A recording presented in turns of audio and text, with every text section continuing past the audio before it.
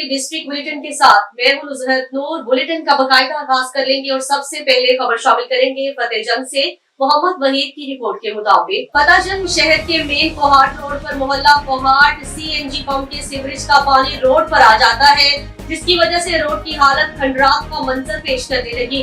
इस पूरे मोहल्ले की नालियों का निजाम दुरुस्त न होने की वजह से, मेन रोड के साथ नाला न होने की वजह से, पूरे मोहल्ले का पानी की निकासी न होने की वजह से मोहल्ले का सारा गंदा पानी रोड पे आ जाता है, जिसकी वजह से रोड की हालत भी खंडर बन गई है। और यहाँ तक कि रोड की दूसरी साइड पर एक स्कूल है, वहाँ तक छोटे छोटे बच्चे बामुश्किल पैदल चलकर आते हैं। अहली इलाका ने डीसी अटक और एसी फतेहजंग से अपील की है कि इस मोहल्ले की पानी की निकासी के निजाम को दुरुस्त किया जाए, ताकि आवाम का पैदल चलना आसान हो और मेन शाहरा भी खराब न हो।